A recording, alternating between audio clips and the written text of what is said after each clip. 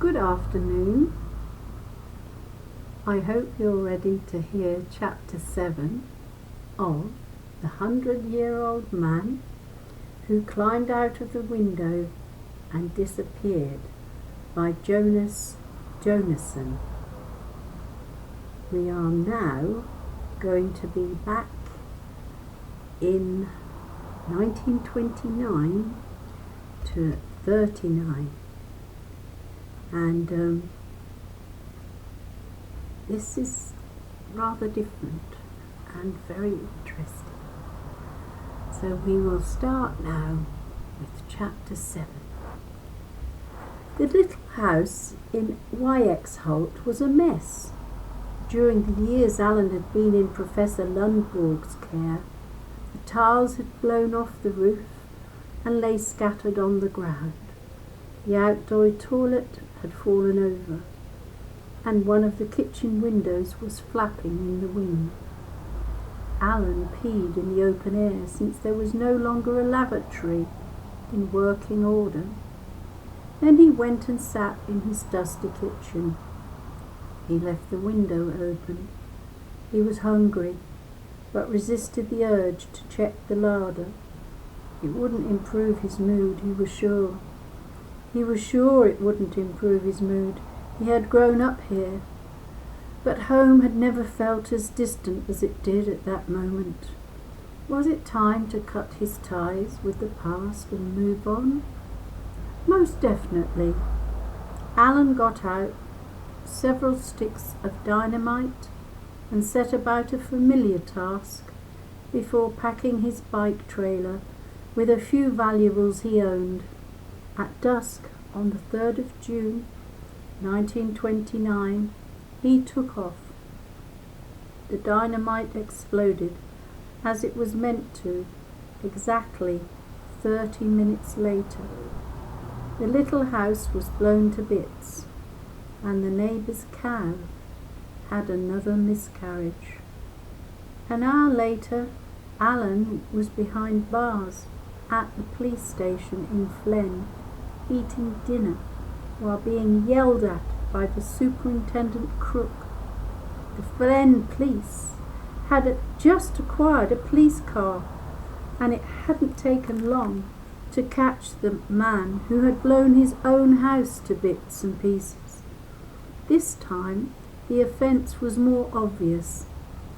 "Negligent destruction," said Superintendent Crook authoritatively. "Could you pass me the bread?" Allan asked. No, Superintendent could not. He could, however, dress down his poor assistant, who had weakly complied with the wishes of the delinquent when he had requested an evening meal. In the meantime, Allan finished his dinner, and then he let himself be taken to the cells. "You didn't happen to have today's paper?" Allan asked. "Something to read before bed, that is." Superintendent Crook replied by turning off the ceiling light and slamming the door. The next morning, the first thing he did was phone that loony bin in Uppsala to tell them to come and get Allan Carlson. But Bernhard Lundborg's colleagues turned a deaf ear. Carlson's treatment was complete, and now they had others to castrate and analyse. If only the police superintendent knew how many people the nation must be saved from. Jews and gypsies, and Negroes and imbeciles and others. The fact that Mr. Carlson had blown his own house to bits did not qualify him for a new journey to Uppsala. "Aren't you allowed to do what you want with your own house? We live in a free country, don't we?" Police Superintendent Crook hung up. He could make no headway with these big city types.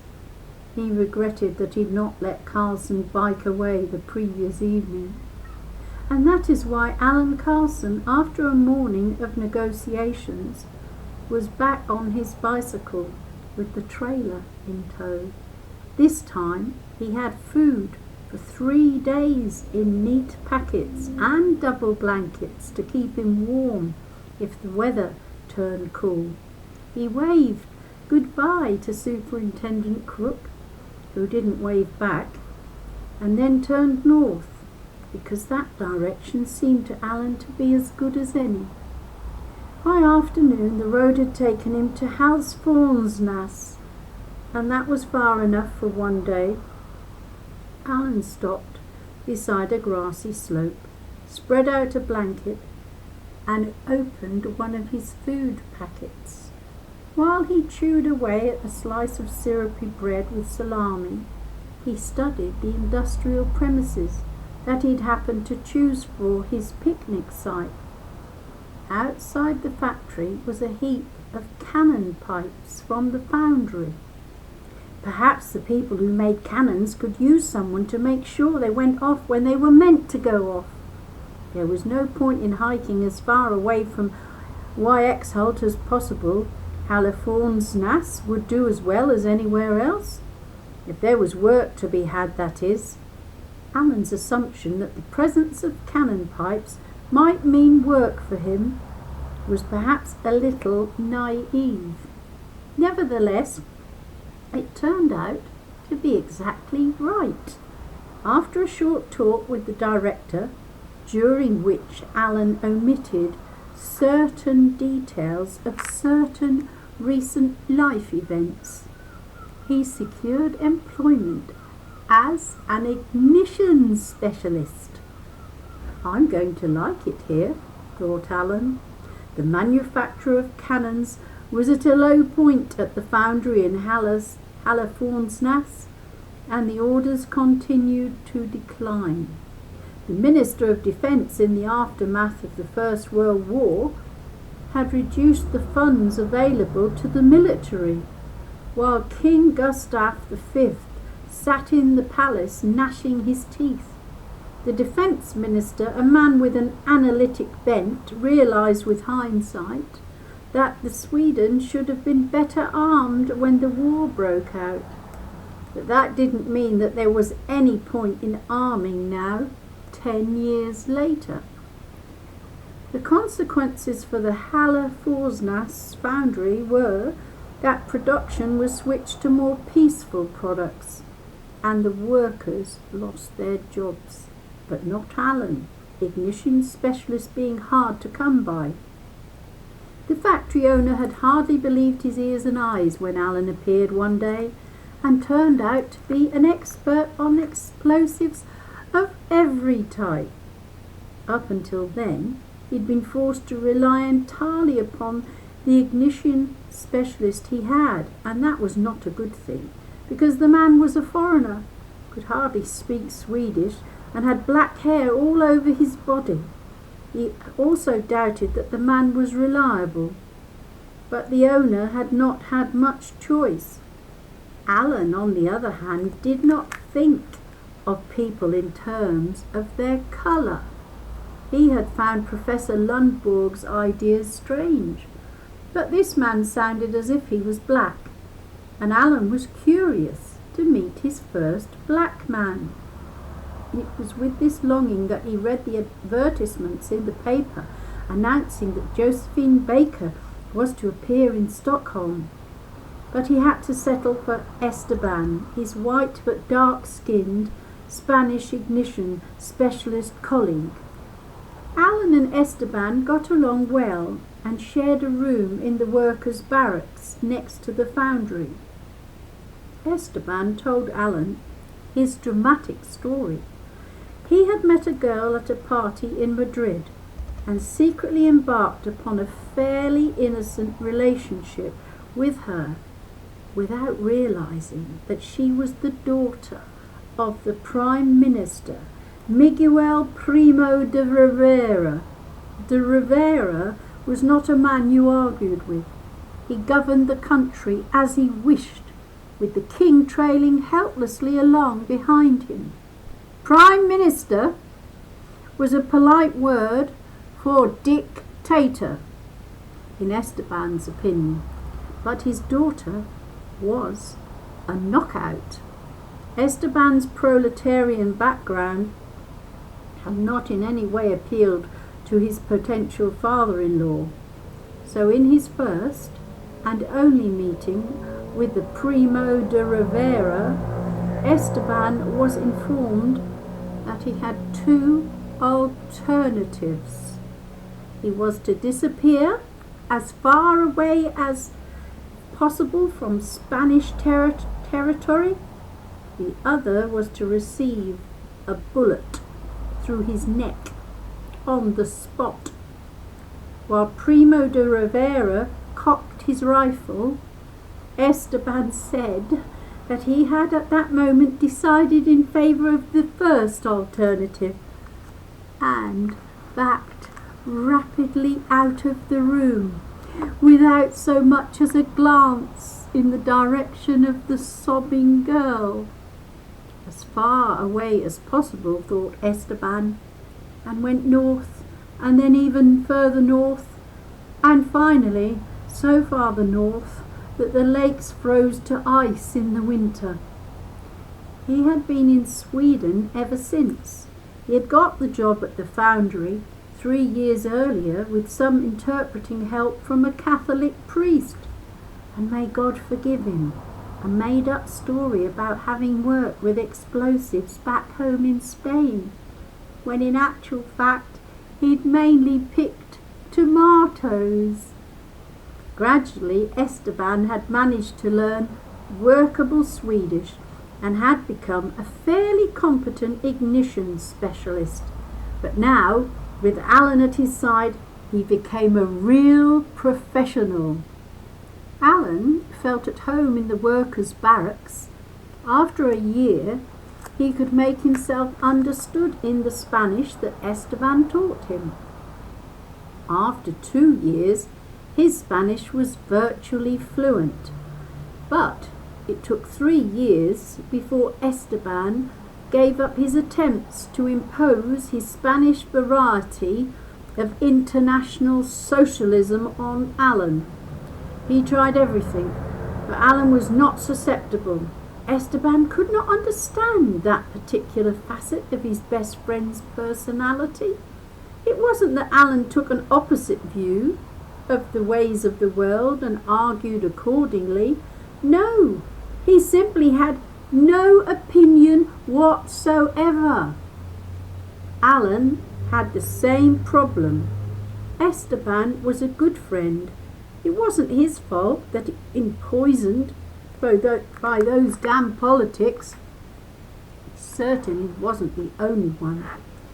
The seasons came and went for some time before Allan's life took a new turn. Started when Esteban received the news that Primo de Rivera had resigned and fled the country. Now proper democracy was just round the corner, perhaps even socialism, and Esteban didn't want to miss that, so he planned to go home as soon as possible.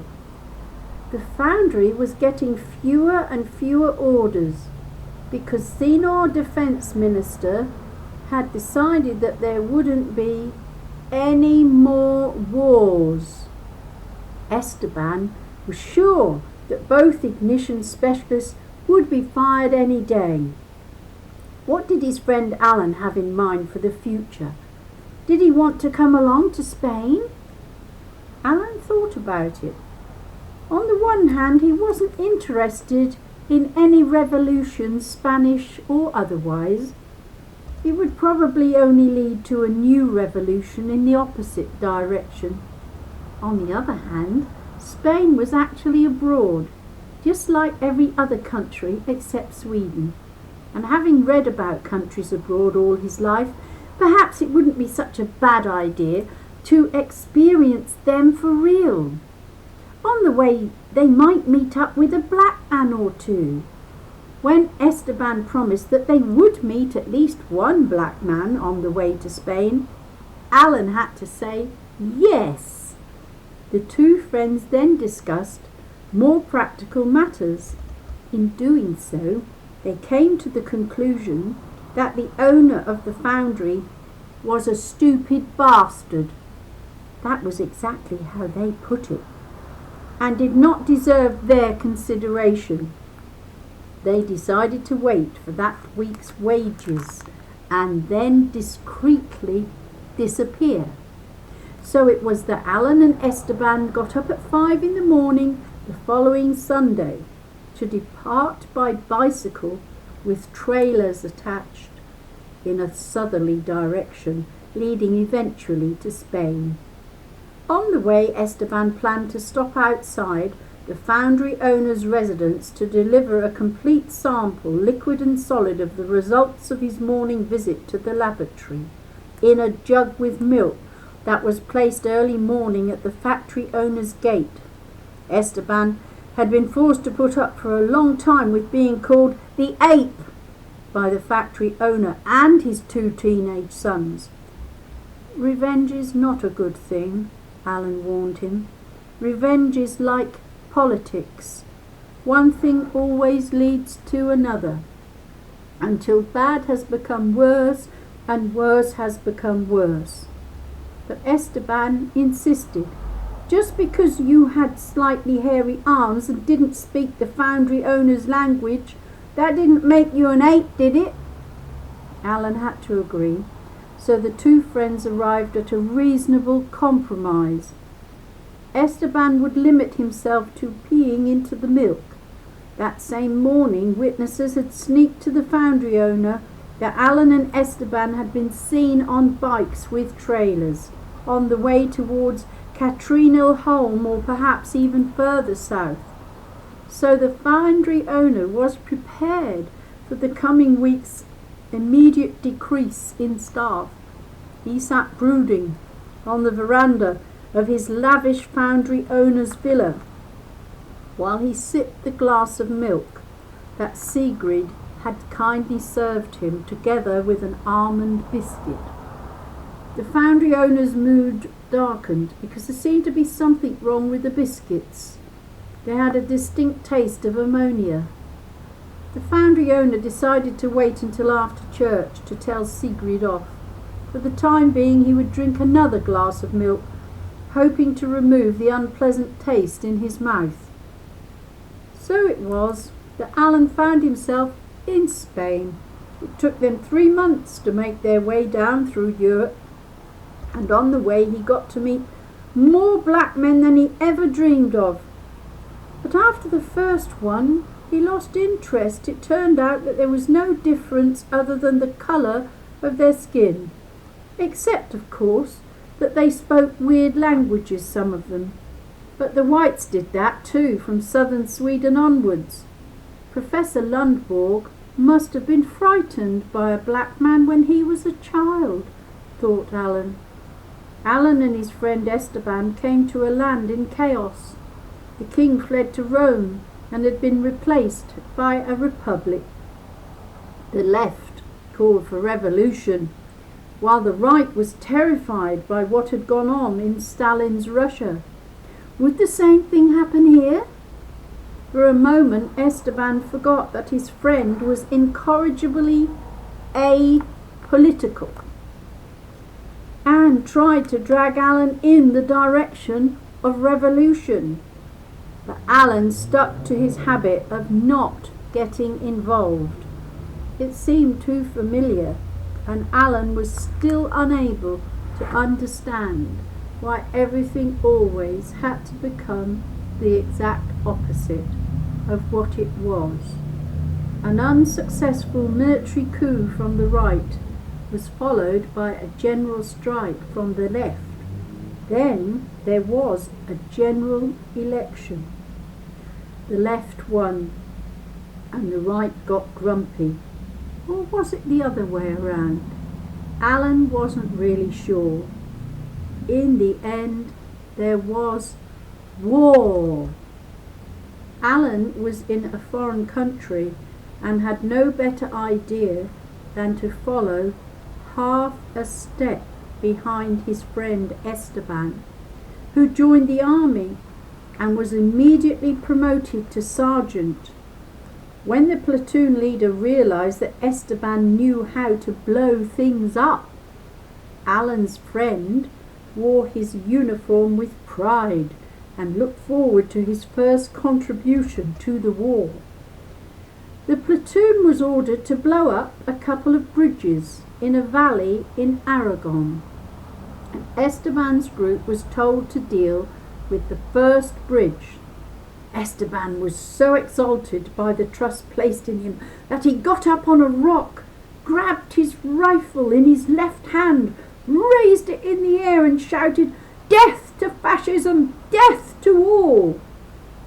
He didn't manage to finish the sentence before half of his head and one shoulder was shot away by what might possibly have been one of the first enemy mortars fired in the war. Allan was about 20 metres away when it happened, and thus avoided being dirted by the parts of his comrade. They were spread around the rock that Esteban had been stupid enough to stand on. One of the soldiers in Esteban's group started to cry. For his part, Allan looked around at what was left of his friend and decided it wasn't worth picking up the bits. "You should have stayed in Halle, Horsnas," said Allan, and suddenly felt a sincere longing to be chopping wood outside his little house in YX Halt. The mortar that killed Esteban may well have been the first in the war, but it certainly wasn't the last. Allan considered going home, but suddenly war was all around him. Besides, it was one hell of a long walk back to Sweden, and nobody was waiting for him. So Allan sought out Esteban's company commander, introduced himself as Europe's leading pyrotechnical expert, and said that he would be prepared to blow up bridges and other infrastructural constructions for the company commander in exchange for 3 square meals a day and enough wine to get drunk on when circumstances allowed. The company commander was about to have Allan shot because he stubbornly refused to sing the praises of socialism and the Republic. And almost worse, he insisted on serving in civilian clothes. As Allan expressed it, "One more thing. If I'm going to blow up bridges for you, then I'm going to do it wearing my own jacket. Otherwise you can blow up the bridges yourself." No company commander has ever been born who would let himself be browbeaten by a civilian in that way. The problem for this particular commander was that the most skilled explosives expert in his company was spread in pieces across a rock on a nearby hill, while the company commander sat in his foldable military field chair and ruminated upon whether Allan's immediate future was employment or execution. One of the platoon leaders whispered in his ear that the young sergeant who so unfortunately had just been shot to bits had previously affirmed this strange Swede's abilities as a master in the field of explosives. That decided the matter. Senor Carlson could A. stay alive, B. be fed 3 square meals a day, C. have the right to wear his jacket, and D. have exactly the same right as all the others to sample the wine now and then in reasonable quantities. In return, he would blow up exactly what the commanders around him asked.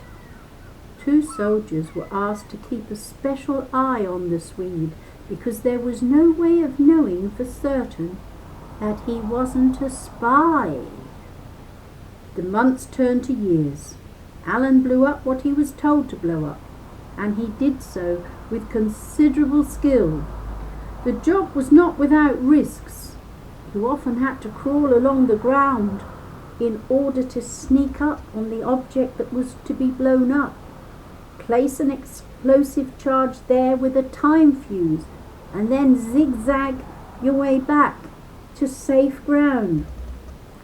After 3 months, one of Allan's 2 guards lost his life. By mistake, he crawled right into the enemy camp. 6 months later, the other one met the same fate. He got up to stretch his back, and immediately that same body part was shot in 2. Ooh. The company commander didn't bother to replace them, since Senior Carlson had done such a good job with the explosives.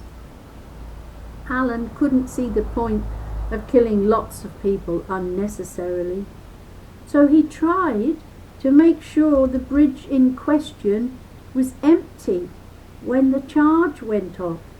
That was true as well for the very last bridge he was ordered to blow up just before the war ended. But this time, just as he'd finished his preparations and had crawled back to some bushes beyond one of the bridge foundations, an enemy patrol came walking towards him with a medal-wearing little man in the middle. They approached from the other side and seemed to be totally unaware that the Republicans were close by and that they were just about to join Esteban and tens of thousands of other Spaniards in eternity. But Allan had had enough, so he got up from the bushes, out of the bushes, and started to wave his arms. "Go away!" he hollered at the little man with the medals and his entourage. "Be off before you get blown up!" The little man with the medals gave a start, and then his entourage dragged him over the bridge and didn't stop until they reached Allan's bush. 8 rifles were suddenly pointed at the Swede, and at least one of them would have been fired if it hadn't been for the bridge suddenly blowing up behind them all. The pressure wave knocked the little man with the medals into Allan's bush. In the tumult, none of the little man's entourage dared send a bullet in Allan's direction, since it might hit the wrong person. Besides, he appeared to be a civilian, and when the smoke settled, there was no longer any question of killing Allan. The little man with the medals shook his hand and explained that a real general knows how to share his appreciation, and that the best thing now was for the group to withdraw to the other side again, with or without a bridge. If his saviour wanted to come along, he was more than welcome. Once there, the general would invite him to dinner. "Paella and alius," said the general. "My cook is from the south. Comprende?" Yes, indeed, Allan understood. He understood that he had saved the life of the Generalissimo himself. He understood that it was probably to his advantage to be standing there in his dirty jacket instead of in an enemy uniform. He understood that his friends on the hill, a few hundred meters away, would be watching the whole thing through binoculars. And he understood, for the sake of his health it would be best to change sides in the war, the purpose of which he hadn't in any case understood. Besides, he was hungry. "Si por favor, mi general," said Allan. Paella would hit the spot, perhaps with a glass or two of red wine. When 10 years earlier Allan had applied for a job as an ignition specialist at the foundry in Halifax, he had chosen to exclude from his resume the fact that he had spent and been in an asylum for 4 years, after which he'd blown up his own house. Perhaps that was why the job interview went so well. Allan thought back to that while he chatted with General Franco. On the one hand, you shouldn't lie. On the other, it would be best not to reveal to the general that it was Allan who had set the charge under the bridge, and that he had for the last 3 years been a civilian employee of the Republican Army. Allan wasn't shy, but in this particular case there was a dinner and good booze on offer. The truth could temporarily be set aside, Allan thought. So Allan told the Generalissimo that he had found himself in the bush while fleeing from the Republicans. Luckily, he had personally observed how the charge had been set, so he was able to warn the general. Furthermore, the reason he had ended up in Spain and the war at all was that he had been tempted there by a friend, a man who had a close relationship with the deceased Primo di Rivero. But since that friend had been killed by an enemy mortar shell, Allan had been forced to struggle on his own to stay alive. He'd been in the clutches of the Republicans, but eventually managed to break out. And then Allan quickly changed the subject, telling instead of how his father had been in the inner circle of the court of the Russian Tsar, Nicholas, and that his father had died a martyr's death in a hopeless battle with the leader of the Bolsheviks, Lenin. Dinner was served in the general's tent. The more red wine Allan drank, the more colourful the descriptions of his father's heroic deeds. General Franco could not fail to be impressed. First his life saved, then it turns out that his saviour is practically related to Tsar Nicholas II. The food was excellent. The Andalusian cook did not dare let it be anything else, and the wine flowed in an endless series of toasts in honour of Allan, of Allan's father, of Tsar Nicholas II and of the Tsar's family. And finally the general fell asleep, just as he was giving Allan a big hug to seal the fact that they had just progressed to the familiar 2. When the two now firm friends woke up again, the war was over. General Franco took charge of the government of the New Spain and offered Allan the position as head of internal bodyguard. Allan thanked him the offer, but said that it was high time for him to be heading home, if Francisco would allow it, and Francisco would, even writing a letter giving the Generalissimos unconditional protection. Just show this if you need any help, and then providing Allan with a princely escort all the way to Lisbon, from where the general thought boats would leave for the north. From Lisbon, boats left in every direction imaginable, it turned out. Allan stood on the quay and thought about it for a while. Then he waved the letter from the general in front of the captain of a ship sailing under the Spanish flag. and he soon had a free passage. There was no question of his having to pay his way. The ship wasn't actually going to Sweden, but on the quay, Allan had asked himself, what would he do there? And he hadn't really come up with a good answer. This is the end of chapter 7, 1929 to 39, and it has about 4,128 words. So the next time we meet, it will be on other chapters, chapter 8.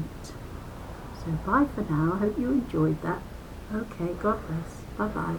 Thank you. I always get this bit wrong.